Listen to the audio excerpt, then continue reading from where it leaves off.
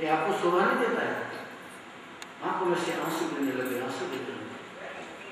भगवान ने कटाक्ष किया।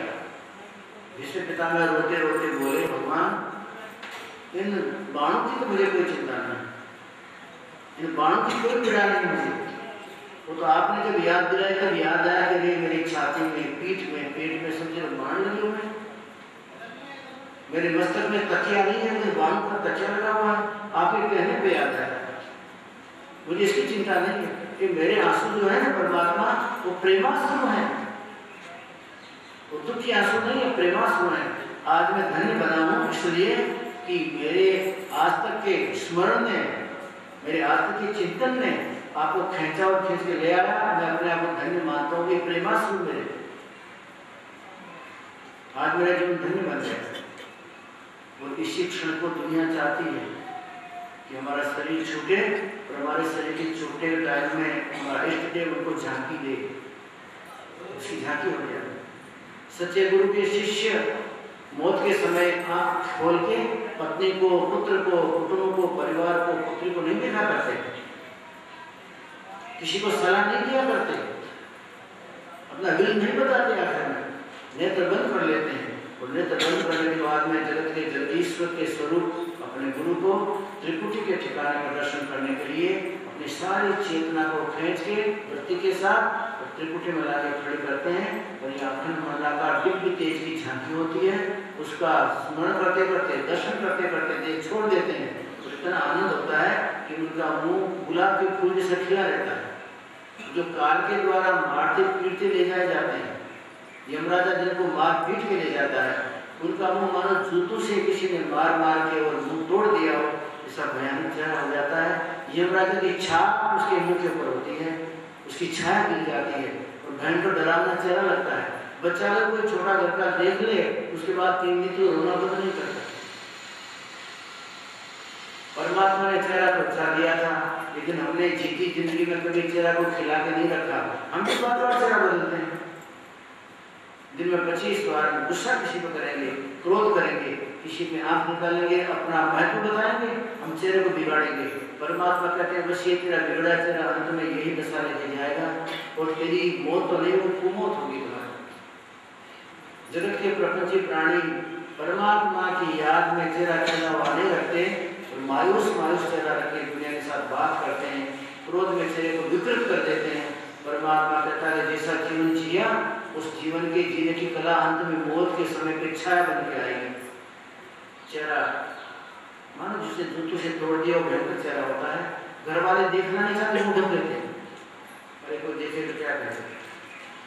विष्णु पितामह का चेहरा खिला है गुलाब की तरह। और जो अंतिम वांछा हमारी होती है परमात्मा मिले, परमात्मा के खड़े हो। हम बार बार भजन तो गाते हैं, इतना तो करना स्वामी जब प्राण तन से निकले। ये परमात्मा हमारा शरीर छूटने का हो, उस समय आपकी झांकी चाहिए और सुंदर वातावरण होना चाहिए। प्रभु का निज नाम लेके ये प्राण तन से निकले। जमुना जी का सुंदर तट हो, मथुरा का वंशी बट हो, मेरा सावरा निकट हो, आप गाते ना सब, लेकिन वो कब काम लेंगे? उसका अभ्यास अभी से करेंगे तब मौत सुधरेगी। अभी से उसका अभ्यास न करें और अभी से गफलत में जीवन जिए तो मौत बिगड़ेगी। मौत को सुधारना अपने हाथ में है, मौत को बिगाड़ना भी अपने हाथ में है। व्यक्ति समझ के जिए तो मौत सुधरती है, नहीं समझा रहा तो मौत बिगड़ी। और समझ के चले विष्णु पिता में तो मौत सुधरी। क्या समझ के चले? परमात्मा के चिंतन को न तो सवेरे भूले, न दोपहर को भूले, न शाम को भूले। युधिष्ठिर ने पूछा, दादाजी आप तो भगवान के सामने लड़ाई के मैदान में लड़ाई करते थे और भगवान की छाती में तो आपने बार-बार तीर मारे। मारना नहीं चाहिए, युद्ध के विरुद्ध की बात है। लड़ाई होती है रथ में बैठे हुए योद्धा के साथ, उसका सारथी रथ को चलाता है, उससे लड़ाई नहीं होती। उस सारथी को नहीं मारा जाता। सूरवीर कभी भी रथ के चलाने वाले सारथी को नहीं मारता, हाथी को हाँकने वाले महावत को नहीं मारता। उस सारथी पे जो योद्धा बैठा उसके साथ लड़ाई है क्या? महावत के साथ और सारथी के साथ लड़ाई है क्या? उसको नहीं मारता। लेकिन जब देखा कि कृष्ण भगवान अपने रथ को हाँकने की कला में निपुण है और कृष्ण भगवान की कृपा से ये अर्जुन बच जाता है। आज कृष्ण भगवान को रथ में से दूर कर डालो तो फिर इस अर्जुन को मारना कोई बड़ी बात नहीं, एक चुटकी बजाने का काम है। ये अर्जुन बार बार बच जाता है, मेरे सामने छाती खोल के लड़ता है, मेरे तीरों का जवाब देता है। इसमें और किसी की ताकत नहीं काम करती, ये ताकत है कृष्ण भगवान की जो सारथी बन के बैठे हैं। उनको विचार बदला और कृष्ण भगवान की छाती में तीर मारे। तीर मारते वक्त टूट गया। शूटिंग बाद में लहू की फुहार छूटी। युद्ध के पहले हनुमान जी ने कहा था, भगवान त्रेता युग में तो मैं लड़ाई के अंदर में मशगूल रहा, लंका में कूद के गया, लंका से वापस आया, लंका के साथ संबंध बन गए थे आने जाने के, तो मैं लड़ाई युद्ध के मैदान को पूरा देख नहीं पाया। मुझे तो ड्यूटी सौंपी जाती थी, ये काम करो, काम करता था, लड़ाई में खुद लड़ता था, लेकिन पूरे युद्ध के मैदान में क्या हो रहा है मैंने देखा नहीं। मैं महाभारत की लड़ाई देखना चाहता हूँ। कृष्ण भगवान का कोई बात है, देखो हमारा जो रथ है इसकी ध्वजा में तुम बैठ जाओ और ध्वजा में बैठने के बाद में तुम खाली बैठे बैठे युद्ध को देखा करना, कभी तुम हथियार मत चलाना और खबरदार है कभी कोई तरह की आवाज मत करना। तुम्हारी एक आवाज की हुंकार में लंका नगरी हिल गई थी, मुझे मालूम है। रामायण में तुमने जब हुंकार मारे थे तो लंका नगरी हिल गई थी और राक्षसों के गढ़ गिर गए थे सब।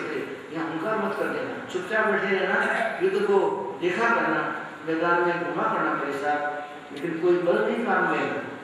हनुमान जी का कोई बात नहीं, बैठे थे ऊपर ध्वजा की पताका में। जब विष्णु पिता में छाती में तीर मारने लगे और बख्तर टूट गया, खून बाहर आया, तो हनुमान जी से नहीं रहा गया। हनुमान जी ने एक जोर की हुंकार भरी कि कितने हाथी नीचे गिरे।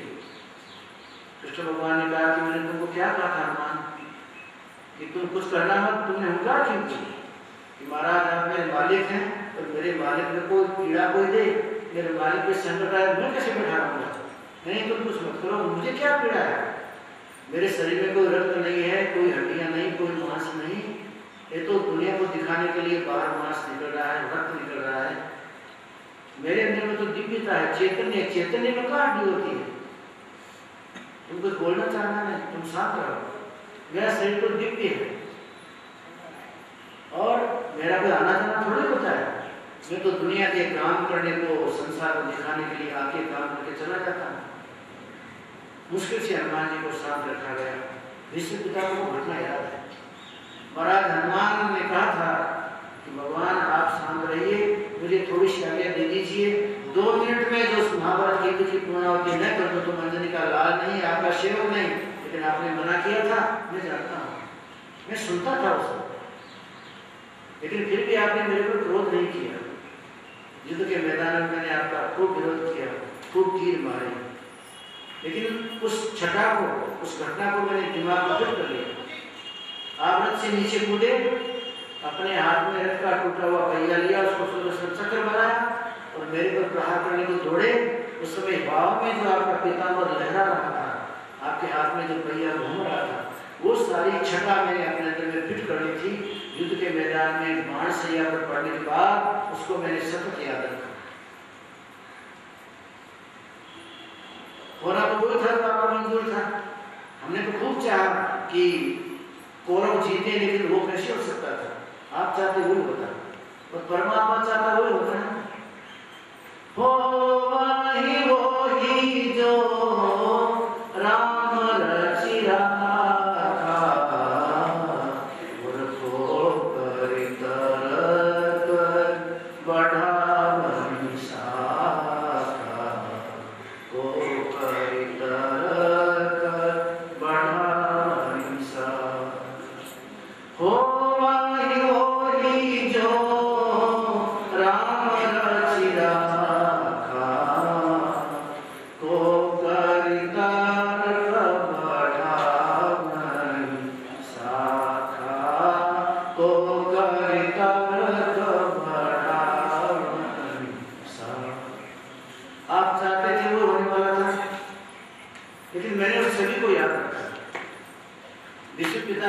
छवि का ध्यान किया। एक हाथ में रथ का टूटा पहिया है, उसको सुदर्शन चक्र बनाया है और मुख के ऊपर में आवेश है, आंखें लाल हैं और दिव्य गति से दौड़ते आते हैं तो हवा में पीतांबर लहरा रहा है। अपने प्रिय भक्त को धन्य बनाने के लिए दौड़ते, ऐसा विष्णु पिता ने समझा, उस छवि की उन्होंने सेवा की। महाराज, मैंने तीनों टाइम में आपको कभी विस्मृत नहीं किया, मैं आपको भूला नहीं। हम कभी सवेरे पूजा कर लेते हैं तो दोपहर को भूल जाते हैं, दोपहर को कभी याद कर लेते हैं तो शाम को भूल जाते हैं, और शाम को पढ़ा तो रात को आके हमारी प्रपंच में चली गई, रात को कहाँ याद करते हैं। सच्चा मिलन तो परमात्मा के साथ रात्रि में ही है। सच्चा भक्त रात्रि में जगता है, प्रपंच में सोते हैं। मैंने परमात्मा 6 महीने से रात्रि में नींद नहीं ली, मैं जागता रहा, इसलिए कि नींद में शायद कभी आ गया तो जगत की कामनाएं अंदर घुस जाएंगी। तो कामनाओं का अंदर प्रवेश कर जाना बड़ा सरल है, निकालना बड़ा मुश्किल है।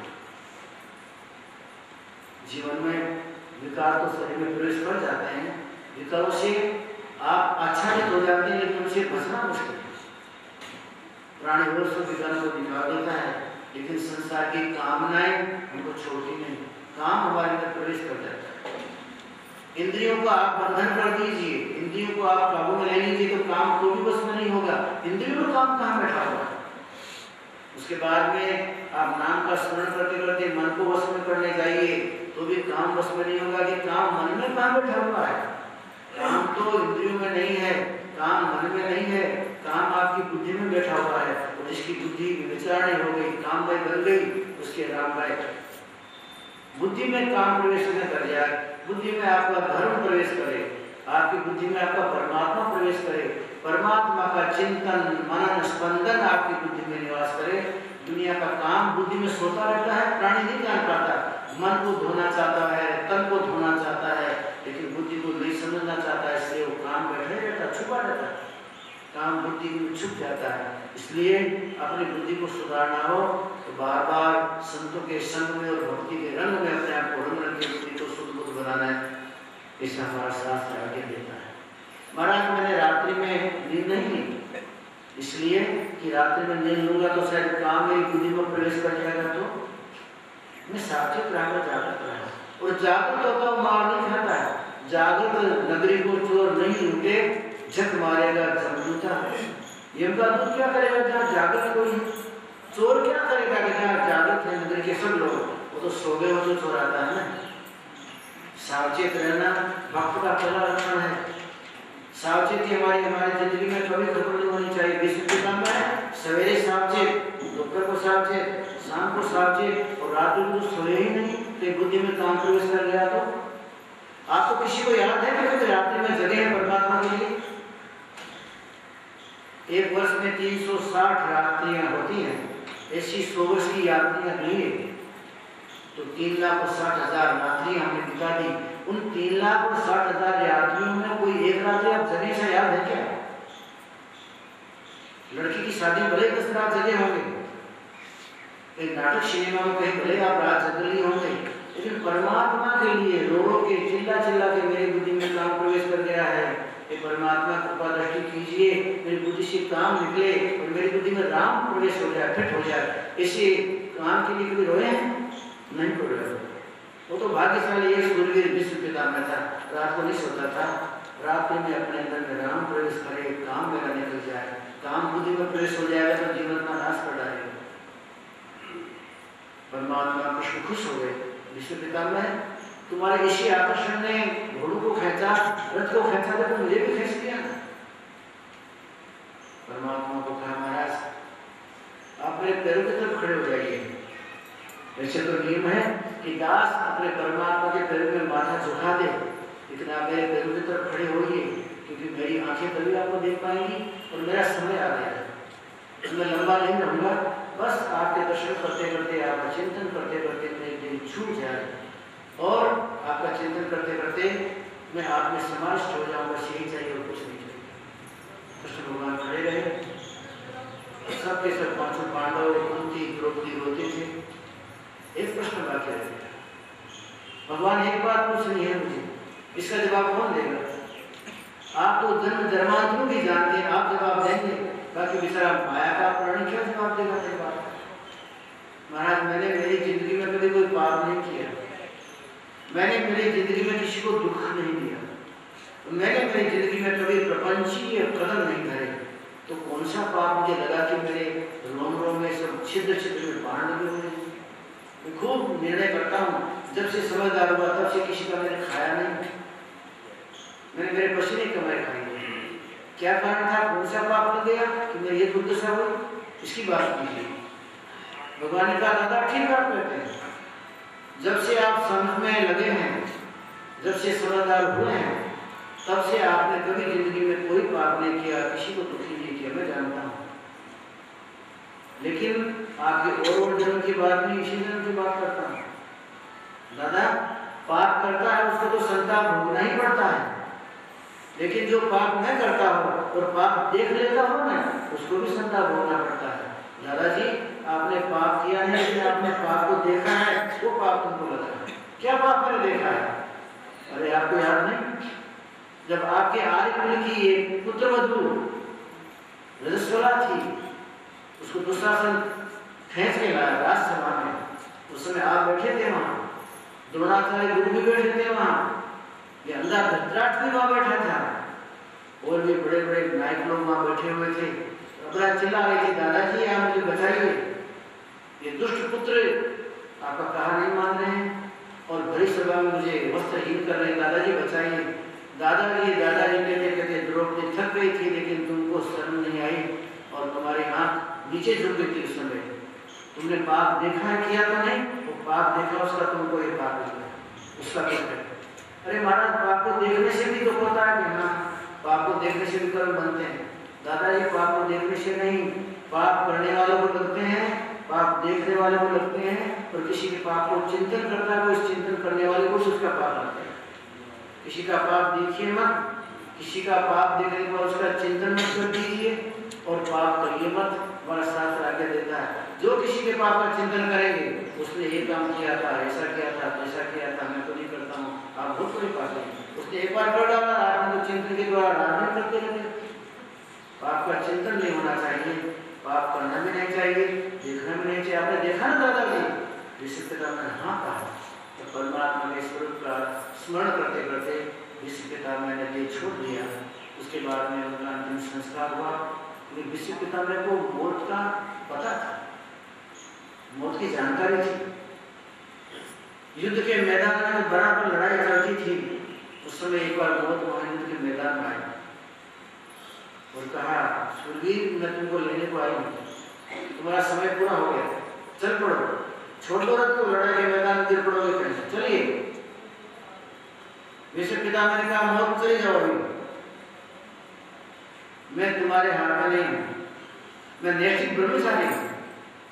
मैं 3 टाइम परमात्मा की संध्या करता हूँ, सवेरे भी सावचेत होता हूँ, शाम को भी सावचेत, और मध्याह्न में दोपहर को भी सावचेत। और हमारी जिंदगी सवेरा भी गफलत में, दोपहर भी गफलत में, रात भी गफलत में, हमारी जिंदगी गफलत में चलेगी।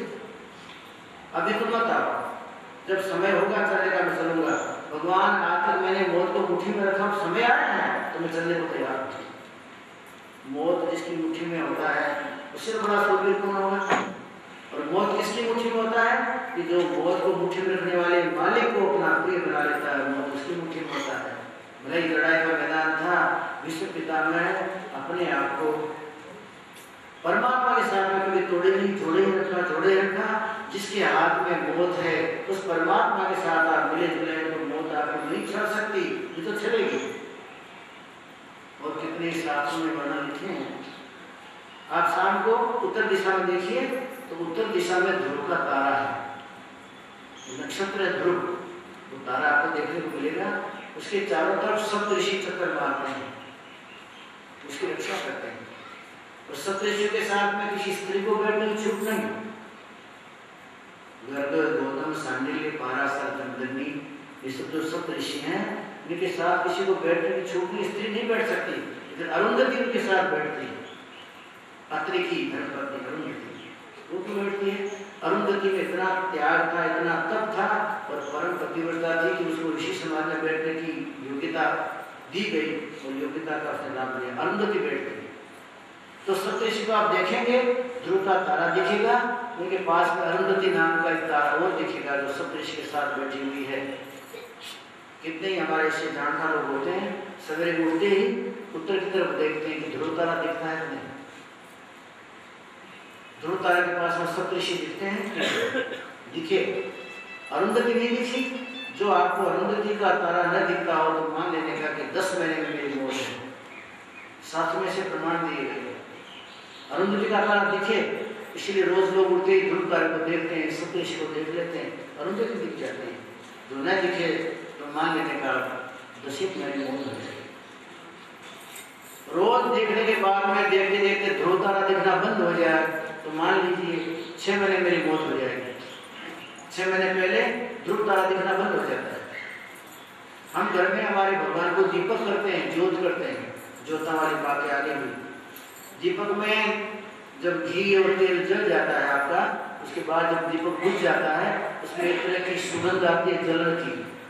अगर वो सुगंध आपको नहीं आती तो 3 महीने में आपकी मौत। इसीलिए रोज रोज दीपक करने को कहा गया है। भगवान को आपका दीपक नहीं चाहिए, वो तो जगत का दीपक है। लेकिन हम दीपक इसलिए भगवान को बताते हैं कि परमात्मा ये दीपक मैं आपके आगे इसलिए धरता हूँ, इस तरह का एक दीपक मेरे घट में भी अंधकार में प्रकाश करे। जन्म जन्मांतर से मेरा जीवन अंधा है, अंधकार वाला है। परमात्मा मेरे अंधकार वाले घट में प्रकाश हो, इसलिए मैं छोटा सा दीपक देके आपको याद दिलाता हूँ। अभी तक मेरे घट में उजाला नहीं हुआ, बाकी आपको तुम दीपक क्या दिखाएंगे? आपको सूर्य चंद्रमा को प्रकाश देने वाले हो। तो हर रोज तुम दीपक लेके मंदिर में जाते थे पहले, अब तो माताएं भूल गई हैं, घर में करने लग गई हैं। तो घर में भी करते करते जब दीपक बुझ जाता है तो माता को रसोई बनाते पता लगता है कि ठीक वो दीपक बुझ गया है, उसकी बात आती, सुगंध आती है। वो सुवासना सुगंध न आए तो मान लेना कि 3 महीने में अब हमारा इस दुनिया से चला जाना साफ। अगर कभी कभी रात्रि में सपना आता हो तो सपने में ऐसा दिखे कि गधा कहीं नजर आ गया हो, और गधा नजर आने के बाद में वो गधा दक्षिण दिशा में चला गया हो, तो करीब 1 महीने के अंदर मौत में दिया जाए, निश्चित माना जाए। इस तरह से कितनी ही बातें हमारे शास्त्रों में लिखी हुई है। कितने लोग प्राणों की साधना करते हैं, आप तो नहीं करते होंगे, बाकी हमारे शास्त्रों में प्राणायाम को मुख्य बताया गया है। प्राणों की साधना नाक के 2 नथनों से होती है, एक तरफ बायां नाक, एक तरफ दायां नाक, दोनों नथनों में प्राण आते जाते हैं। दिन को हमारा दाहिना नथुना, दाहिना स्वर, नथुने को स्वर कहा गया, दाहिना छिद्र, दिन में दाहिना छिद्र चलना चाहिए, ये सूर्य का द्योतक है। रात्रि में बायां चलना चाहिए, ये चंद्रमा का द्योतक है। रात्रि में चंद्रमा चले, दिन में सूर्य चले तो ठीक। दिन को चंद्रमा चलना चाहिए, सूर्य गर्म होता है तो चंद्रमा उसको ठंडा करते हैं, रात्रि में सूर्य चलना चाहिए। अगर एक ही नथुने में सूर्य चलता है 10 दिन तक, और एक ही नथुने में कभी कभी सूर्य न चलते चंद्रमा चलता है 10 दिन तक, तो 11 दिन उसकी मौत।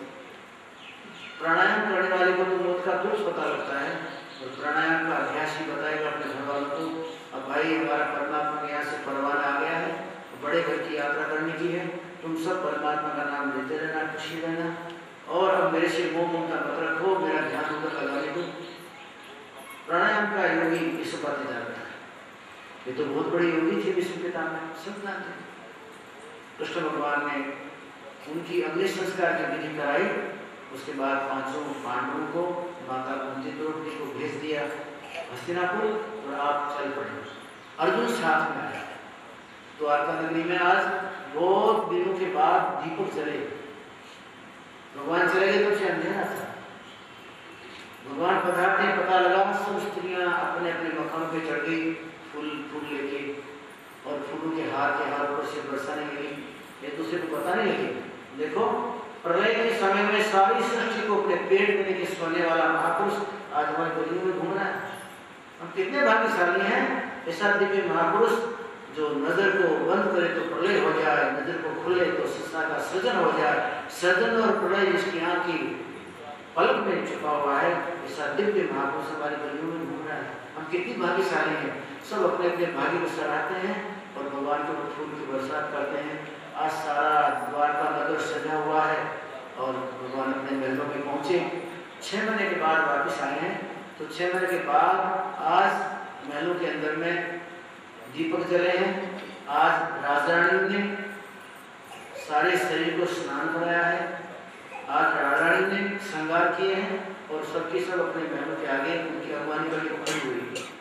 सारा सुंदर वातावरण द्वारका नगरी का था। इस सुंदर वातावरण में परमात्मा विराजमान हुए।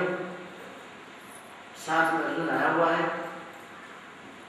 परमात्मा ने बहुत दिनों के बाद में अपने नगरी के जनों की सबकी सुध ली। इधर परीक्षित का जन्म हुआ।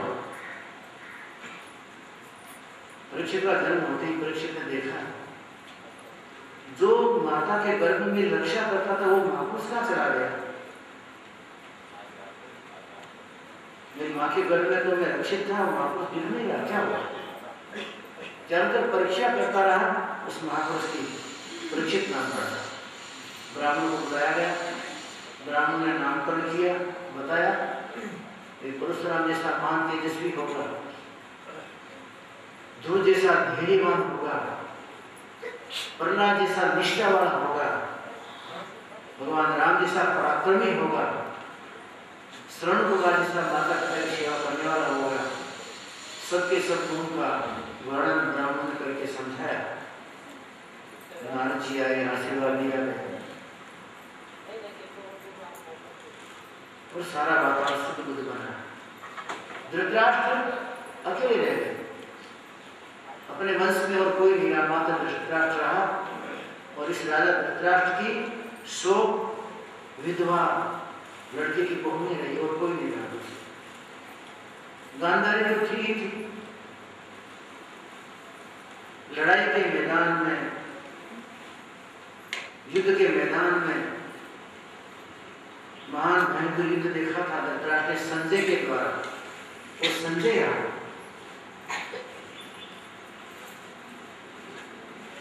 विदुर जी यात्रा करने गए थे, यात्रा से वापस आए। विदुर जी ने कहा, बड़े भैया तेरा मुख देखता हूं मुझे डर लगता है। तेरे मुख के ऊपर मुझे काल की छाया नजर आती है। मुझे तेरे मुख के ऊपर काल की लहरें दिखाई दे रही है। कहीं तुमको काल घुस लेगा क्या? मुझे लगता है तुम्हारा समय अब बिल्कुल काल के मुंह में जाने वाला है, लेकिन तुमको तो कोई चिंता नहीं। मनुष्य को अंतिम समय में चिंता होनी चाहिए कि मैं काल के मुंह में जाने वाला हूँ।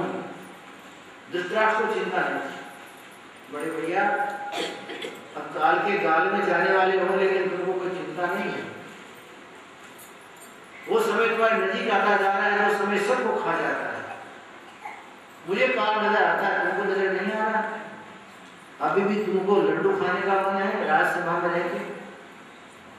पांडु के हाथ में लड्डू खाते शर्म नहीं आती? तुम्हारे लड़के दुर्योधन ने तो पांडु को जहर के लड्डू खिलाए थे मार डालने के लिए, भगवान ने उनको बचाया। और उसी को मार डालने की तैयारी तुमने की लाक्षण में, भगवान ने उसको बचाया। जिन पांडु को तुमने जहर के लड्डू खिलाए उनके घर में खांड के लड्डू खा रहे हो, शर्म नहीं आती? जिस तरह कुत्ता घर में भटक भटक के पेट भरता है, ऐसे तुम कुत्ते की तरह के दरवाजे पड़े हो और बड़े बड़े पेट को भर रहे हो, शर्म नहीं आती? अंतिम समय में तो आदमी को परमार्थ में जीवन जीना चाहिए और तुमको तो कहीं गंगा नदी में कूद के मर जाना चाहिए। तुमने बहुत बात की। युद्ध के अंदर में तुम्हारे कारण से ही सब सत्यानाश हुआ। तुम जो मना करते थे दुर्योधन को, युद्ध बंद हो जाता। सारा का सारा पाप युद्ध का तुम्हारे सिर पर है। अभी भी लड्डू खाने का मन हो रहा है। धृतराष्ट्र की बात नहीं, हमारी बात है।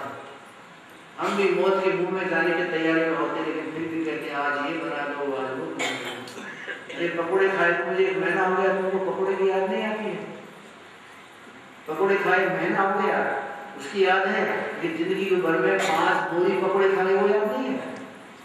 उसकी याद भूल जाते हो। जगत के भोगों की याद है, लेकिन भोगों को भोग डाला उसकी कोई याद नहीं। प्राणी मरते दम तक ऐसे कर्म कर लेना चाहता है जिन कर्मों के द्वारा बार बार जन्मे, बार बार मरे, बार बार धरती की धूल चाटे, बार बार माया के जूते खाए और बार बार माताओं के गर्भ में सेका जाए, ऐसे कर्म कर लेता है। अभी भैया तुमको समझ नहीं आती है? मुझे लग रहा है सब काल तुमको कराल अपने मुंह में ले जाने वाला है। तुम चेतते नहीं हो। किसी को कुत्ता अच्छा तो चेत देता है, कुत्ते को यमराज दिखता है, उनको नहीं दिखता है। रात्रि में ज्ञान दिया, समझाया। मैं अंधा हूँ विदुर, मैं क्या करूँ? मुझे तीर्थ यात्रा में कौन ले जाए? मेरी भावना तो होती है कि अंतिम समय में ऋषि मुनि महात्मा के आश्रम में कहीं भी रहूं, ले कौन जाएगा? मैं तुमको ले जाता, मैं भले तीर्थ यात्रा करके आया, फिर ले चलूंगा। रात्रि को 12 बजे गांधारी को साथ लिया, धृतराष्ट्र को साथ लिया, विदुर जो संत है उन सबको लेके हिमालय की तरफ चले गए। संत तकलीफ में खुद पड़ते हैं, लेकिन दूसरों को संत परमात्मा के मार्ग पर चढ़ा देते हैं। परमात्मा का दिव्य रस दुनिया को पिलाते हैं, खुद उसका जहर पीते हैं। संसार के प्राणी मात्र को सुखी, संसार के प्राणी मात्र को आनंद में वातावरण में परमात्मा की भक्ति सिखाते हैं और खुद उस भक्ति का प्रचार करने के लिए चला करते हैं। हरि रस पीवे औरों को पिलाय, सच्चा संत वही कहलाए। हे जी सच्चा साधु वही कहलाए। हरि रस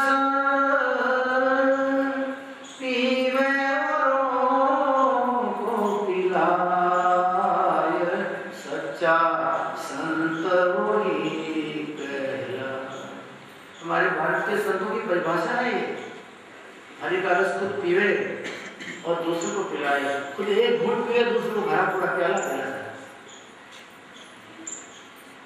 सोने जैसे शुद्ध हो तो भी अग्नि में हो मार।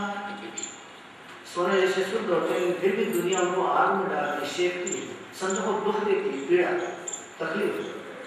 सोने जैसे शुद्ध हो तो भी अग्नि में हो मार। विष का पियाला आप पीवे और विष का पियाला आप पीवे और अमृत औरों को पाय, सच्चा संत वही कहलाए।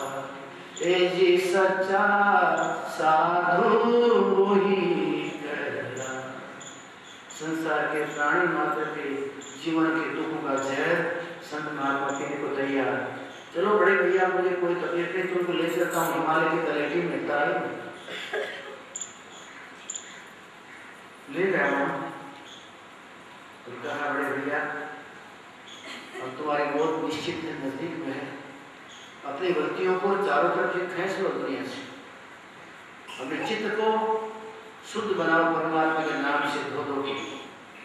तुम थोड़ा ध्यान सीखो, थोड़ा भजन सीखो, थोड़ा सुमिरन सीखो। वृद्ध अवस्था में मरने की मौत के ठिकाने आए हुए धृतराष्ट्र को विदुर जी ने ध्यान, भजन, सुमिरन सिखाया। और वहाँ गंगा नदी किनारे जहाँ सप्त सरोवर है, गंगा की 7 धाराएं हुई हैं, और सप्त सरोवर के किनारे जाके कोठियाँ बना के वहाँ रहे और उनको भजन ध्यान की क्रिया सिखाई।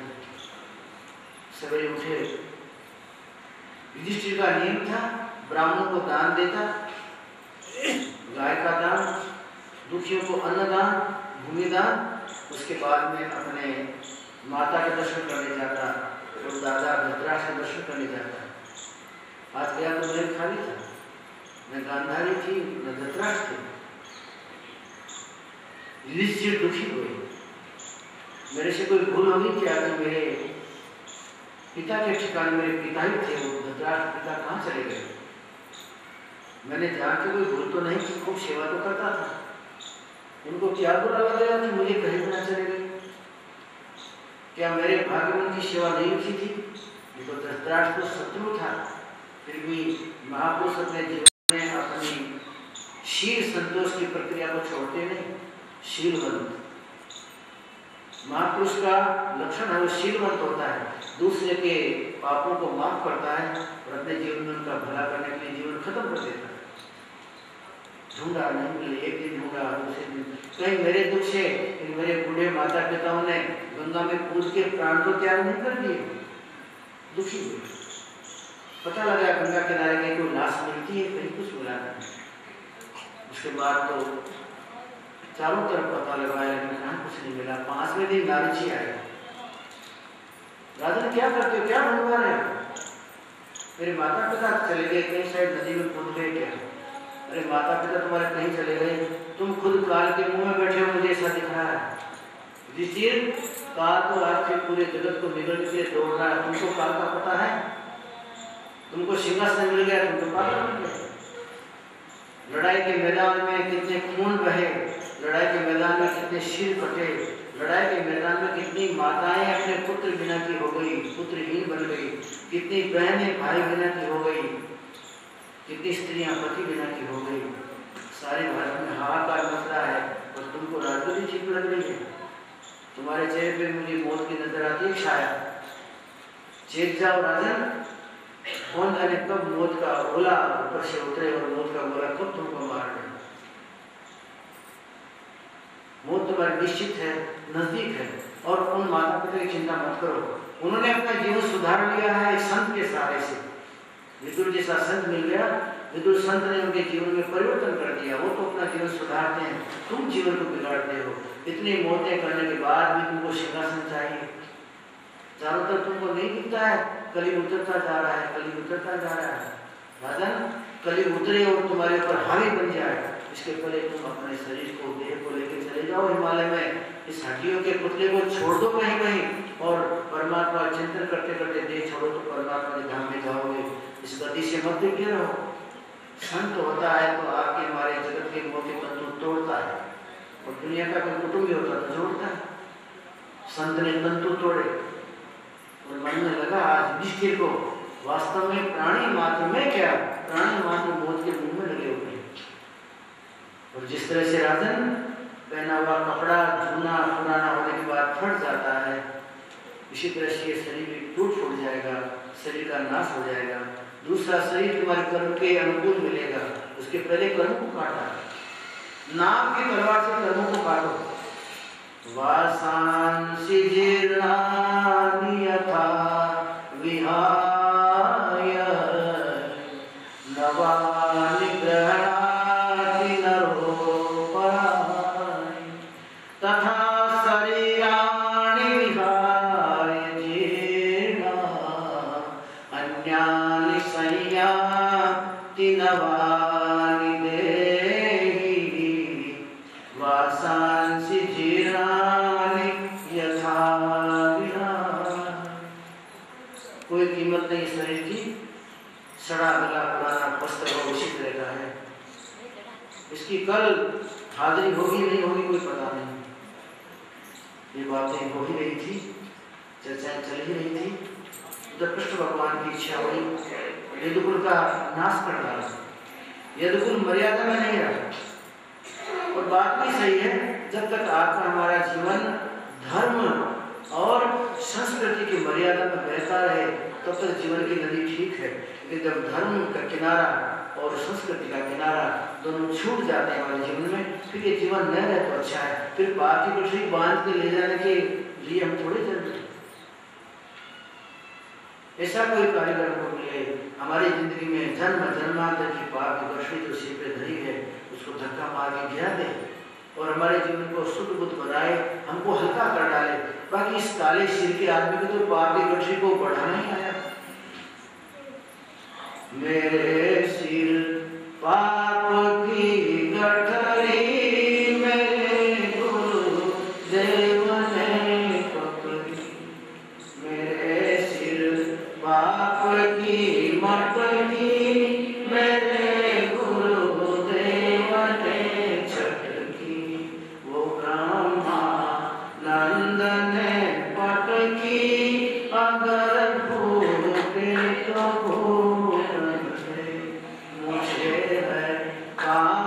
ईश्वर से जगत रूठे तो आत्मा तो ईश्वर से काम है ना। जीवन दो तरह के होते हैं, ड्यूटी दो तरह की होती है, एक धर्ममय जीवन, एक कर्ममय जीवन। हमारी ड्यूटी भी दो है, एक धर्ममय क्रियाएं और दूसरी कर्ममय क्रियाएं। धर्ममय क्रियाएं वो हैं जो हमको करनी जरूरी है, क्योंकि हमारा जीवन धर्म से सुशोभित है। शरीर छूट जाए तो भले छूट जाए, लेकिन धर्म न छूट जाए, ये संकल्प होना चाहिए। जब कभी धर्ममय जीवन और कर्ममय जीवन दोनों घटनाएं साथ जुड़ना चाहती हो तो मनुष्य असमंजस में पड़ता है, धर्म संकट आता है। उस समय हमको धर्म को संभालने का है, कर्म को नहीं संभालना, कर्ममय जीवन को छोड़ देना। ये समस्या तो ध्रुव के पास भी आई थी, ये समस्या प्रहलाद के पास भी आई थी। प्रहलाद के पिता ने कहा राम राम नहीं बोलना है, मेरे नाम की माला जप, मेरे घर से ब्रह्मा विष्णु महादेव चढ़ते हैं। लेकिन उसने अपने जीवन में धर्म को अपना लिया था। मेरे जीवन में तो परमात्मा ही मेरा धर्म है, परमात्मा ही मेरा ध्येय है और परमात्मा ही मेरा रक्षक है। पिताजी मैंने तो और किसी को समझा नहीं इसकी माला करूं। एक तरफ धर्म संकट आया, एक तरफ से समाज का संकट आया है, एक तरफ से धर्ममय जीवन, एक तरफ से कर्ममय जीवन की बात आई। लेकिन उस समय कर्म को गुण बना दिया और धर्ममय जीवन को उसने जिया, परमात्मा का नाम लिया, जगत बढ़ गया। जहाँ जहाँ धर्म और कर्म टकराते हैं वो आपको समझ के धर्म का पक्ष लेना है, कर्म का पक्ष लेंगे तो जीवन का नाश हो जाएगा। भरत जी के सामने बहुत बड़ी समस्या है। भरत जी दुखी थे, मेरी माँ ने भगवान राम को वन में भेज दिया। राम तो मेरा धर्म है, राम तो मेरे जीवन का ध्येय है, मेरे ध्येय को, मेरे धर्म को, राम तो मेरा जीवन है, मेरे जीवन को कैसे भेज दिया। लेकिन उस समय उनका कर्ममय जीवन सामने आ रही। एक तरफ माँ है, ये माँ तुम्हारे सामने बैठी हुई है, इस माँ को तुम छोड़ दोगे और राम को पकड़ोगे, तुम्हारा धर्म उसको छोड़ दो, माता पिता को पकड़ो। लेकिन भरत ने खूब अच्छा निर्णय लिया, कर्ममय जीवन को ठोकर मार दी और धर्ममय जीवन को जिंदा रखने के लिए चलता चलता राम के पास आया। जहाँ धर्ममय और कर्ममय दोनों क्रियाओं के संकट खड़े होते हैं वहाँ को खुद को निर्णय लेना होता है। संसार के संबंध, संसार के पात्र, संसार के अपने, संसार के पराये, ये कर्ममय जीवन में छोड़ दीजिए और धर्म जहाँ आपको निर्णय लेने की बात करता है वहाँ धर्म का निर्णय लीजिए और धर्म के पक्ष में जीवन को होम दीजिए। जैसे अग्नि में आहुति को होम देते हैं उसी तरह इसको अग्नि में डालना पड़े, धर्म में जीवन से डाल दीजिए। पक्ष धर्म का होना चाहिए, पक्ष दुनिया के संबंध का, कुटुंब का, परिवार का रहेगा। धर्म छूट जाएगा तो सत्यानाश हो जाएगा, ये कभी काम नहीं आने वाला। सारा संसार यही काम नहीं आता तो वहां कहाँ काम आएगा। और धर्म तो यहाँ वहां दोनों जगह के लिए है ना, लोको परलोको शुद्ध, दोनों शुद्ध होते हैं, लोक भी और परलोक भी। और जगत का मोह लोक बिगाड़ता है, परलोक भी बिगाड़ता है। हम लोक परलोक बिगाड़ने को नहीं जन्मे हैं, लोक परलोक सुधारने को जन्मे। भगवान ने कहा एक कर्ममय जीवन जीते हैं मेरे लड़के, इनका नाश कर देना है। भगवान एक दिन प्रवास क्षेत्र में बैठे बैठे चिंतन करते थे। उद्धव था, अक्रूर थे, अर्जुन तो आया हुआ था ही था। अर्जुन, अक्रूर, उद्धव तीनों सुनो, आज तक तो मैं तुम्हारा स्नेही था, आज के बाद मैं तुम्हारा स्नेही नहीं हूँ, अब मैं काल का स्वरूप हूँ। परमात्मा को काल भी बनना आता है, दयाल भी बनना आता है। माँ को मुंह के अंदर में आपको पेड़ा खिलाना भी आता है और माँ को थप्पड़ मारने भी आते हैं, दोनों भी आप नहीं करते। पेड़ा खिलाती है तो आप उसने भी पेड़ा खिला के आपको स्कूल भेजे, जहाँ कल भी जाएगा कल 2 पेड़े दूंगी, परसों 3 दूंगी, तुमको स्कूल तो जा। और जिस दिन पेड़े खा के नहीं गए तो थप्पड़ भी उसके पास में। किसी भी तरह आप स्कूल जाए, पेड़ा खा के जाए कि थप्पड़ खा के जाए, स्कूल जाना चाहिए, माँ की इच्छा ऐसी। जगत के प्राणी का भला हो, भले इसका भला दयाल के रूप में मैं करूँ कि काल के रूप में, अंत तो गति इसका भला होना चाहिए। अर्जुन, अब तक मैं तुम्हारे साथ सो जाता था, साथ में हंसी खुशी से बोल लेते थे, लेकिन अब आज के बाद में काल हूँ सबका, अगर तुम एक भी नियम के बाहर कदम धर दिया तो खा जाऊंगा। काल भर के अपने जगत में निवास कर रहा हूँ, मेरे सारे वंश का विनाश कर डालूंगा, सत्यानाश। घबरा गया अर्जुन ने। अरे वो कृष्ण जो कोमलांगी था, मृदुभाषी था, कहता मैं आज काल हो सकता है। और परमात्मा काल बन के इस संसार के प्रपंच से हमको बचाने के लिए परमात्मा काल का स्वरूप धारण करते हैं। काल बन जाता हूँ और उन्होंने ऐसी रचना रची कि पूरा युगवंश का नाश हो गया, खत्म हो गया। चाचा ने भतीजे को तलवार मारी, भतीजे ने चाचा को तलवार मारी और मर्यादा को तोड़ने के बाद प्रवासक क्षेत्र में समुद्र किनारे युगवंश का नाश हो गया। अर्जुन तुम चले जाओ, अब यहाँ मत रहो। अब मेरा स्वरूप काल का है और कलयुग नीचे उतरता जा रहा है। कलयुग की काली मां तुम्हारे जीवन को काला नहीं कर दे, तुम चले जाओ। अर्जुन को रवाना कर दिया। उद्धव तुम भी चले जाओ। उद्धव ने कहा नहीं बाबूजी, मैं तो नहीं जाऊंगा, मैं तो आपके साथ जाऊंगा। आपको परम धाम जाना तो मुझे भी नहीं चलेगा, मैं जाऊंगा नहीं। मैं तो आपके साथ जिंदगी भर रहा हूँ, आज नहीं चला जाऊंगा।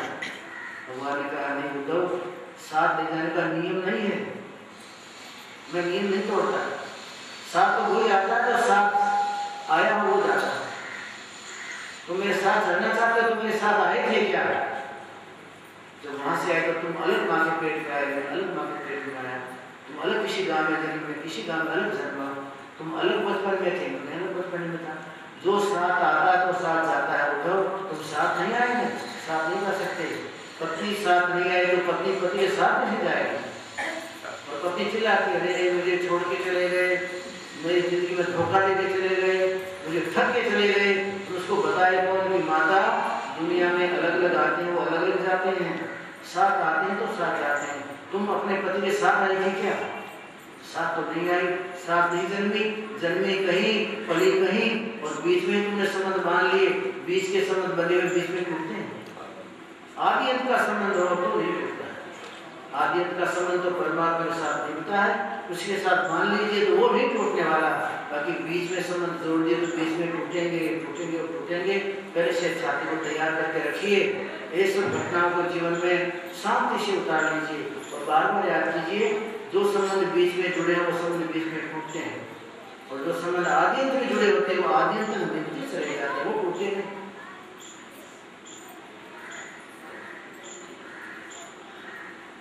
अर्जुन को रवाना कर दिया, उद्धव तुम चले जाओ, तुम वृंदावन होके और बद्रिकाश्रम में चले जाना। बद्रिकाश्रम में तुम तपस्या करो और वापस मृत्युलोक में पृथ्वी मंडल पर वापस नहीं आना होता के। अब कलयुग ने छाया डाल दी है, सारे प्रपंची जीव हो गए हैं, स्वार्थी बन गए हैं, न गने कोई अबला सबला, कोई कुछ किसी को दिखता नहीं है, सारा भ्रष्टपथ हो गया है, वापस मत आना। वृंदावन में जब जाओ तो तुमको विदुर वहां मिलेगा। विदुर को कहना मैत्रेय महामुनि के साथ सत्संग करे, और सत्संग करके वो भी अपने प्राणों को मेरे में लीन कर दे। अब मृत्युलोक में ज्यादा रहने में कोई मजा नहीं है।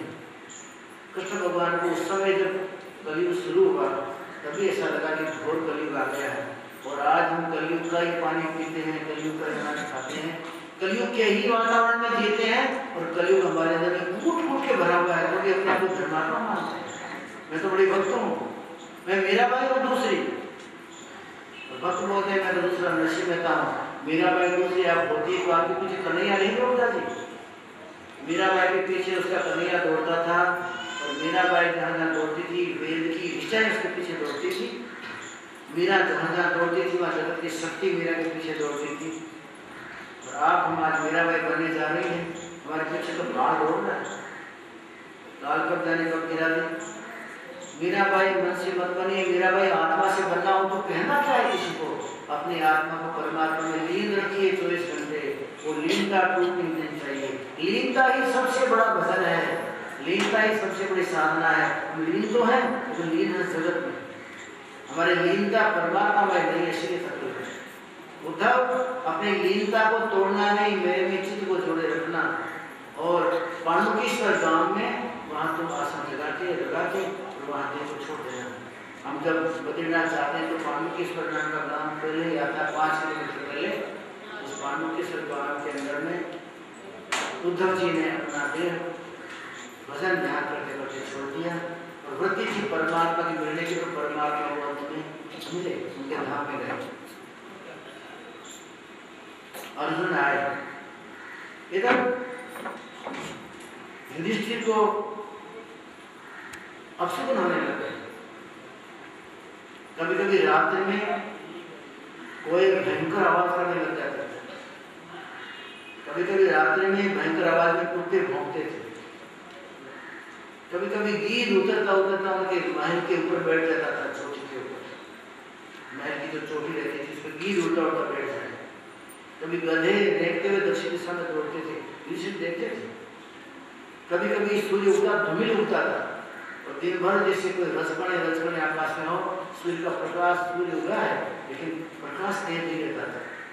ये सब जब सपने आते हों या ये सब घटनाएं हमारे सामने होती हों, अब सुन नहीं है क्या हुआ? नहीं, कृष्ण भगवान ने शरीर को नहीं छोड़ दिया? ये सब प्रकृति मलिन क्यों हो गई है? उसमें खेलते तो कोई सुगंध नहीं आ रही, नदी बह रही है लेकिन रोती रोती बहती, कल कल कल की ध्वनि नहीं आती। नदी में कल कल बहने की ध्वनि आनी चाहिए, नदी मानो रोती रोती बह रही है। ये सब क्यों हो रहा है? रोज रोज अपने भाइयों से विचार करते थे कि अर्जुन को देखा मानो कि सारी संपत्ति किसी ने लूट ली हो और अपने संपत्ति धन को लूटा के अपने घर में आया हो, ऐसे अर्जुन की दशा था। अर्जुन भैया, क्या तुम्हारे हाथ से किसी ब्राह्मण की हत्या हो गई क्या? क्या तुमने अपने पिताजी के कुछ कटु वचन बोल दिए क्या? क्या कभी तुम्हारे से अपने गुरु का अपमान हो गया क्या? क्या तुमने कभी अपनी जिंदगी में गौ और ब्राह्मण को ताड़ना दी है, हैरान परेशान किया है? क्या कारण है? तुम्हारा चेहरा तो सूर्य जैसा चमकता था, निस्तेज क्यों हो गया? कितनी बातें कही लेकिन अर्जुन बोला नहीं। नजदीक में आके खड़ा अर्जुन गिर पड़ा युधिष्ठिर के चरणों में। बड़े भैया, हम हमेशा के लिए ठगा गए, बहुत बड़ा नुकसान हो गया। जिन परमात्मा की सत्ता से युद्ध के मैदान में एक भी तीर मेरा खाली नहीं गया, जिस परमात्मा की कृपा से विजय श्री मेरे वस्त्र पर विराजमान रहती थी, और जिस परमात्मा की कृपा से मैंने मेरी जिंदगी में जहाँ तहाँ सफलताएं प्राप्त की, अश्वत्थामा से शत्रु ने मेरे पर ब्रह्मास्त्र चला दिया था, जिस परमात्मा ने ब्रह्मास्त्र को अपने में लीन कर लिया, हम सबका जीवन लाक्षाग्र से बचाने वाले, युद्ध के मैदान में बल की रक्षा करने वाले, मेरे मोटे भैया, आपको ये राज्यासन, आपको राजगद्दी दिलाने वाले, वो हमारे जीवन के अधिष्ठाता परमात्मा आज नहीं रहे, कहते फिर गिर पड़ा। युधिष्ठिर को मानो सांप सूंघ गया, शून्य बन गए युधिष्ठिर, परमात्मा चले गए। अर्जुन तो अपने आत्मा चले गए। बड़े भैया, भगवान ने आज्ञा दी है, भैया से कहना, बड़े भैया से, अब ज्यादा जीवन का मोह मत करो। ये जीवन से बहुत व्यक्ति को काटा है, मारा है, खून बहाया है, तो कहना बड़े भैया से, इस देह से बहुत अपकार किए हैं, अब इस देह को छोड़ दो, इसका मोह मत करो। अब तो अपने चित्त की वृत्ति को परमात्मा में लीन करो। वो दिव्य चेतन तो एक ही है संसार में, उस एक को वही ज्ञान के अंदर अपने आप को लीन करो, ऐसी आज्ञा है। परीक्षित को राजगद्दी दी, राजगद्दी देने के बाद में सब काम सौंप के 4 पांडव, 5 युधिष्ठिर, कुंती मां, द्रौपदी, सबके सब हिमालय की यात्रा निकल गए। समय कितना अच्छा था, भगवान ने उद्धव जी को कहा, उद्धव इस कलयुग में जीने जैसा नहीं, तो उद्धव भी चले गए। भगवान ने कहा, अर्जुन इस युग में जीने जैसा नहीं है, तो भगवान की आज्ञा मान के 4 भाई उनकी द्रौपदी भी चले गए। और हमको आज कोई कलयुग जीने जैसा नहीं है तो कहेंगे आप मत जिए, नहीं जीने जैसा हो आज चले जाओ, कहेंगे हमको तो जीना है, हमको तो जीना नहीं, कलयुग भोगना है। हमने परमात्मा से भोग प्राप्त किए हैं, दुनिया के असबाब मिले तो उनको भोगेंगे नहीं। समय वो अच्छा था, उस समय इतनी बात समझ में आती थी, मान लेते थे। चले गए हिमालय में, चलते गए, गिरते गए, होता है ना। तुकाराम तो विठल विठल करते विठल भगवान में प्रवेश कर गए। मीराबाई परमात्मा का चिंतन करती करती परमात्मा की मूर्ति में लीन हो गई। संत कबीर मगहर की भूमि में चदर उड़ के सो गए। कहा, भक्तों 1 घंटे बाद कुटिया खोलना, तब मैं मिलूंगा। कुटिया खोली गई बाद में, घंटे बाद में, तो कुछ मिलाने फूल थे, तो तुलसी थी। तुलसी और फूल छोड़ के अपने निज घर चले गए। जिसने अपने जीवन में सत्य के साथ अपने आप को इतना मिला लिया है, परमात्मा के चिंतन में अपना तन्मय बन गया है कि परमात्मा का तन्मयता का चैतन्य उसकी आत्मा को शुद्ध बुद्ध बनाए, देह को भी चैतन्य में बना दे, तो चैतन्य में बनाने से वो देह काल नहीं खा सकता। देखा गया विश्व पिता में सोए हैं, परमात्मा को प्रार्थना करके लीन होने की प्रार्थना की है। भीष्म पितामह के अंदर से एक दिव्य ज्योत निकल के भगवान के मुंह में चली गई, लेकिन भीष्म पितामह के शरीर में से दिव्य तेज निकलने लगा। पांडवों ने पूछा ये क्या बात है, ज्योति तो आपने समा गई तो मान लिया गया कि दिव्य ज्योति थी, भजन का प्रभाव था, लेकिन इसकी देह में से चमक रही है, सब चमत्कार हो रहे हैं, देह दिव्य बंदी, इसका कारण क्या है? भगवान का पांडवों, इस महापुरुष ने नाम का इतना रटन किया है, चैतन्य का इतना अपने अंदर में ध्यान किया है, रटन और ध्यान करते करते चैतन्य इतना बरसा है इसके ऊपर, इसकी आत्मा तो चैतन्य में आप्लावित हो गई, भीग गई, लेकिन इसका तन मन बदन में सत्य बन गया, इसको काल नहीं खा पाएगा।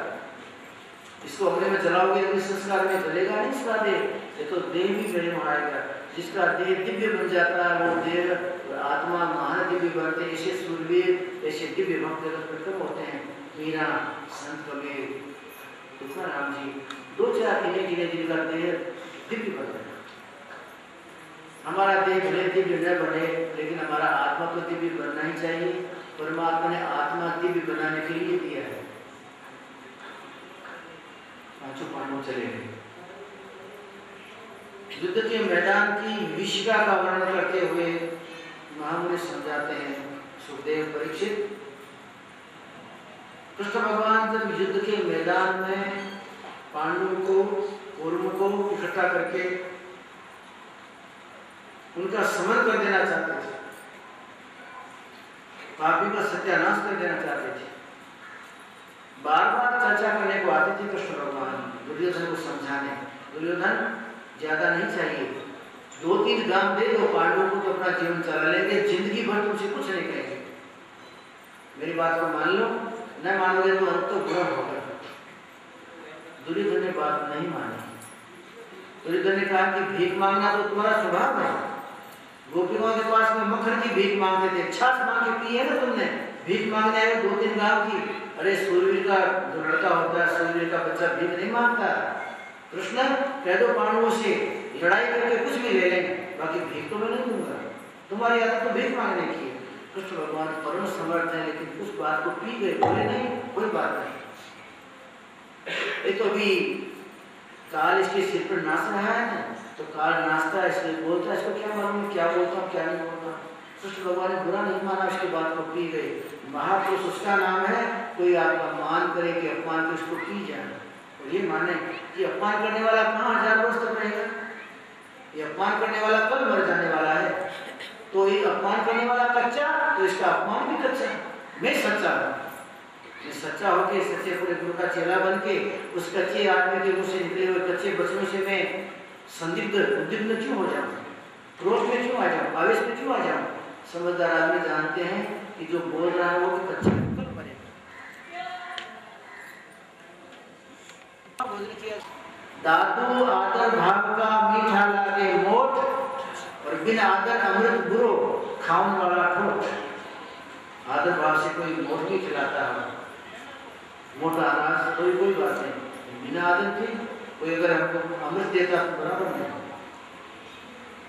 तुलसी मोहिन सुहाय अमी पियावे मान बिनु, बर विष देय बुलाय प्रेम सहित मरि गो भलो। बुला के प्रेम से बुला के जहर दे दे कोई बात नहीं, प्रेम सहित मरि गो भलो। तुलसी मोहिन सुहाय अमी पियावे मान बिनु, भगवान ने कहा खाऊंगा तो नहीं। मैं तो विदुर काका के यहाँ जाता हूँ भोजन करने को, आज बोला विदुर के घर में कुछ भी नहीं खाने को है। विदुर ने समझाया था धृतराष्ट्र, धृतराष्ट्र ये दुर्योधन तुम्हारा लड़का नहीं है, तुम्हारा पाप है ये। और वास्तव में जो कोई उदंड लड़का अपनी जिंदगी में दुष्टता करता तो माता पिता की पापी लगते हैं, उसको वो पापी बनता है। जो माता पिता धर्म में जीवन जीने वाले होते तो पापी दुराचारी क्यों संतान होती उसको। तुम्हारा पुत्र नहीं है, तुम्हारा पाप है, लेकिन तुमको मोह की दृष्टि से दिखता नहीं है, एक दिन तुम्हारे वंश का सत्यानाश करेगा। धृतराष्ट्र को समझाते थे दुर्योधन आदि, अरे तुम कुत्ते की तरह हमारे दरवाजे पड़े पड़े खाते हो, राजमहल में मुफ्त में रहते हो, तो मेरी निंदा करते हो, चलो निकल जाओ मेरे राजमहल से। यही तो चाहते थे विदुर जी, धृतराष्ट्र के भाई थे। दुर्योधन के चाचा थे, लेकिन उसने अपमान कर दिया, धृतराष्ट्र नहीं कुछ बोले। विदुर जी चले गए यमुना किनारे, एक कुटिया बनाई, उसमें विदुर और विदुरानी दोनों भक्ति करते हैं। जब कोई 12 साल तक पति पत्नी संयम से भक्ति करते हैं तो उसके घर में दरवाजा खटखटा के भगवान आते हैं। हमारे शास्त्र में वर्णन है ऐसा। 12 साल तक कहाँ दिन के 12 दिन तो मुश्किल है, ये 7 दिन तो आराम से चले जाए तो अच्छी बात है। शास्त्र हमारे कहते हैं 12 साल तक जो पति पत्नी संयम से रहते हुए परमात्मा का चिंतन करते हो और परमात्मा की भक्ति में लीन हो जाते हो तो 12 साल के बाद में परमात्मा का दरवाजा खटखटाता, उनका दरवाजा आता है। दुर्योधन ने कहा कि वहां जाओगे, विदुर का कहा कि यहाँ तो कुटिया है छोटी फूस की, घास की, उसमें कुछ खाने को नहीं मिलेगा, और मेरे यहाँ तो 56 प्रकार के भोजन है, 36 व्यंजन है उसमें। और कृष्ण तुम्हारे बाप के पेट में से जन्मने के बाद, माँ के उदर में से जन्मने के बाद ऐसा भोजन कभी नहीं किया होगा, और आज मेरे महल में आके देखो तुम्हारे पेट की सलोटे सब निकल जाएगी, ऐसा भोजन है। भगवान ने कहा तुम्हारा भोजन तुमको मुबारक, मैं प्रेम के बिना नहीं खाता। तुम्हारी माँ के पेट में पड़ने के बाद जिंदगी में देखा नहीं होगा, भले नहीं देखा होगा, मैं ऐसा भोजन नहीं करता। दुर्योधन कहता रहा, भगवान चले गए। विदुर जी और विदुरानी दोनों रात दिन चिंतन करते थे परमात्मा का, और इतने लीन रहते थे कि उनको सांझ की सवेरे की खबर नहीं होती थी। खाने को कुछ था नहीं। विदुर जी यमुना किनारे तो पानी भरने को जाए तो वहाँ चौलाई के पौधे थे, चौलाई तोड़ के ले आवे, तो चौलाई ला के उस चौलाई की भाजी बनावे, उसमें नमक भी नहीं, मिर्च भी नहीं, खाली उसको एक हंडिया में गर्म कर ले, उबल जाए तो आधी पत्नी खाए, आधा विदुर जी खाए, ऐसा चीज। लेकिन परमात्मा की भक्ति में लीन जाते थे, कभी उफ नहीं किया। अरे दुर्योधन पापी के घर में 56 प्रकार के भोजन, और मेरे घर में मैं आपके अंदर में है परमात्मा डूबा रहता हूँ, मेरे यहाँ खाने को भाजी भी नहीं, मेरे यहाँ खाने के लिए हरी सब्जी भी नहीं, क्यों बोले नहीं। संसार के सुख तो आते ही और दुख तो चले जाते हैं। परमात्मा ऐसा है जो आता नहीं जाता नहीं, आके बैठ जाता तो बैठ ही गया। दुनिया में बदल आते हैं चले जाते हैं, सूर्य ढक जाता है खुल भी जाता है। परमात्मा ऐसा तत्व है जो एक बार आपके घर में आ गया फिर कभी जाता नहीं, वो आगे तो आ ही गया। आपके अंदर में परमात्मा प्रतिष्ठित हो गया, स्थित हो गया, तो आपके जन्म जन्मांतर के कलमश धुल गए, मेरे सब धुल गए, और परमात्मा आ गया तो बस अब जगत का जगदीश विराजमान हो गया। आपका हृदय मंदिर तो पार्वण परमात्मा का लोक बन गया, अब नहीं जाने वाला। परमात्मा लीन रहते थे। आज विदुरानी भाजी बना रही है, बन के तैयार हुई है। एक सत्यानारायण की कथा थी रात्रि में, वहां से 2 केले पति पत्नी को मिले थे, वो लाए थे। हो सकता है भगवान आ जाए, वो चिंते बोल दे विदुर का खोलो तो क्या खिलाऊंगा मैं, निश्चित नहीं था उनका। हर रोज कहीं कुछ मिल गया तो पति पत्नी नहीं खाते थे, पकड़ देते थे, जब तक ठीक रहता था। केला 2 दिन ठीक रहे, 3 दिन ठीक रहे, फिर किसी गया खिला देते, अपने मुंह में नहीं लगाया। भगवान को भी आके बोले दरवाजा खोलो तो क्या करेगा। दुर्योधन के राजधानी को त्याग के भगवान विदुर जी के यहाँ चले। विदुर जी तो गए थे यमुना किनारे पानी भरने को, माता विदुरानी अकेली थी, दरवाजा खटखटाया, विदुरानी खोलती है दरवाजा, स्नान करती है विदुरानी, एक ही वस्त्र था उनके पास में, साड़ी को जब धो के सुखा देती थी घर में, तो जब सूख जाए तो नहाने के बाद उसको पहन लेती थी, और अपने शरीर की मर्यादा रखने के लिए खाट को खड़ी कर दिया। खाट खड़ी करने के बाद में विदुरानी बैठी है, स्नान करती है, लेकिन आवाज आई, विदुर काका, विदुर काका, मैं कृष्ण तुमसे मिलने को आया हूँ। विदुरानी जिसका चिंतन करती थी, जिसका हमेशा स्मरण करती थी, जिसके प्रेम में डूबी रहती थी, वो परमात्मा आज आ गए। विदुर को नहीं घर में थे, उसको पता नहीं मैं स्नान करती हूँ, निर्वस्त्र जोड़ी विदुरानी। जोड़ने के बाद में झट दरवाजा खोला, कृष्ण भगवान ने देखा कि माता प्रेम में विवल है, इसको मालूम नहीं, अपना पितामह उतार के माता को माँ अंदर चलो, चाचा कहाँ गए, तुम्हारे काका तो गए यमुना किनारे पानी भरने को। अच्छा किया, कोई बात नहीं, लेकिन मुझे भूख बहुत लगी हुई है, जल्दी करो। देखा कि वो कल पूर्णिमा की कथा में गए थे, उसमें से केले लाए तो केले के छिलके देने लग गई और कलियां फेंकने लग गई। भगवान प्रेम से खड़े खड़े खाने लग गए, न विदुरानी बैठी न भगवान बैठे, खाने वाला जानता है, खाने वाला जानता है, खड़े। सबसे ऊंची प्रेम की सगाई है। इससे बड़ी न कोई सगाई है, न कोई यंत्र है, न कोई मंत्र है। परमात्मा को वश में करने का एक ही तरीका है, प्रेममय जीवन बन जाए और प्रेम का प्याला अनिर्वचनीय जाए। प्राणी मात्र को मेरे परमात्मा का प्रेम जैसा सद्भाव रखें, उस समता में जीवन जिए तो प्रेम आपके बांटता है। प्रेम का प्याला विदुर ने पी लिया था, परमात्मा के प्रेम का। दोनों खड़े, किसी को पता नहीं। इतने में विदुर जी आ गए, कहा विदुरानी तुम तो मूर्ख है क्या, कुछ पता नहीं तुझे? तुम कलियां तो नीचे फेंक रही और छिलके खिला रही है। मुझे दे दे केला। केला अपने हाथ में लिया, लेने के बाद में छिलकों को दूर फेंका, अंदर का गूदा निकाल के अंदर की कली निकाल खिलाई। भगवान ने 2 हाथ आगे कर दिए। बस बस विदुर जी रहने दो, आने लगी कलियां कड़ी कड़ी आने लगी और बहुत हो गया। एक केले की छिलके खा लिए, दूसरा केला पड़ा रहा, अब तो कड़ी कली आ रही है, चाचा रहने दो। विदुरानी का प्रेम था 1 नंबर का, इनका था दूसरे नंबर का। विदुरानी को देह का भान नहीं था। देह में और गेह में जिसको भान है उसको परमात्मा का भान नहीं होता है। देह में और गेह में, मंत्र में, घर में और देह में जो विपराम है, उपराम है, परमात्मा उसके भाव है। खूब देर तक बैठे रहे, पूछते रहे। भगवान ने कहा चाचा ये काम करने का है, क्या करना? चाचा आप यात्रा करने चले जाओगे। क्यों? इसलिए कहता हूँ चाचा कि तुम परम संत हो, तुम्हारे घर में परमात्मा की स्थिति माखन जैसी कोमल है, जैसे मक्खन वैसा। जिस घर में संत रहता है तो उस घर के अंदर में कभी भी काल नहीं आ सकता। तुम संत हो और तुम इन कौरवों के साथ में रहते तो कौरव मर नहीं सकते। मैं कौरवों को मारना चाहता हूँ। ये दुराचारी है, अनाचारी है, अत्याचारी है और आतताई है। आतताई को मारना मेरा धर्म है। चाचा मैं दुनिया का भार हल्का करना चाहता हूँ, तुम दुनिया का भार हल्का नहीं करने देना चाहते। आपकी हाजिरी है तो मेरी कोई क्रिया नहीं चलती, तुम्हारी हाजिरी है तो मेरा कोई प्राक्रम नहीं चलता, मेरी बुद्धि नहीं काम करती। ये दुष्ट को मारना चाहता हूँ लेकिन तुम बीच में आ जाते हो। संत जहाँ विराजमान होता है कहीं मौत नहीं आ सकती। ऐसा करो नहीं, आप चले जाओ तो अच्छा, तुम चले जाओ तो मैं 5 मिनट में सबको समाप्त कर डालूंगा। बस तुम ही मेरे को हैरान कर रहे हो चाचा, तुम्हारा संत बना मुझे रोक देता है, मेरे हाथ मान देता है। तो बात सही है, जिसके घर में एक संत है उस घर को कभी काल पर मार नहीं सकते। अरे घर की बात नहीं, जिस गांव में जो संत हो उस संत की छटा से सारा वातावरण दिव्य बन जाता है, भक्ति में बन जाता है। एक गुरु का लाभ हो जिस गांव में, उस गांव में काल कर्म माया मौत कुछ नहीं आ सकती।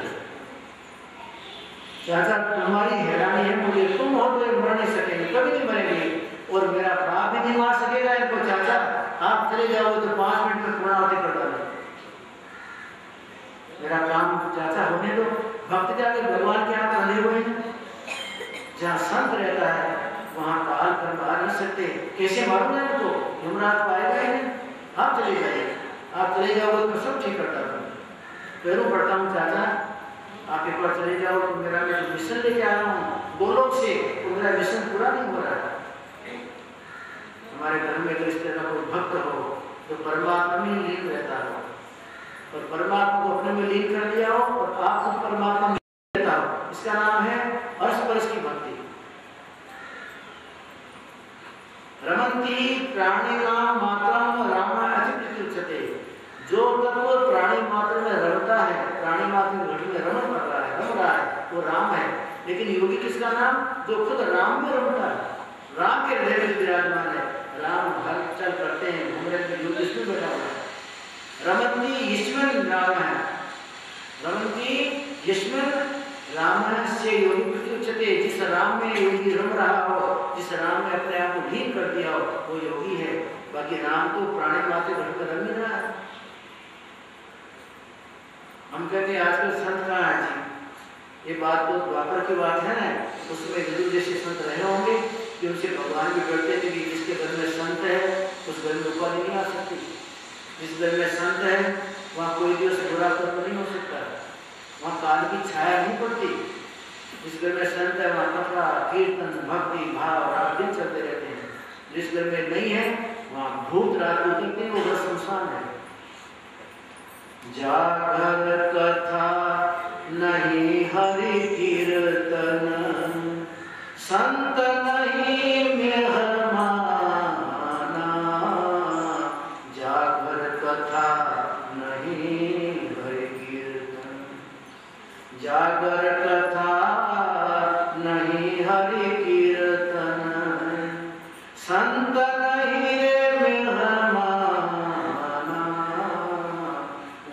घर जमड़ा डेरा डाला, उस घर जमड़ा डेरा डाला, और सांझ पड़े शमशाना,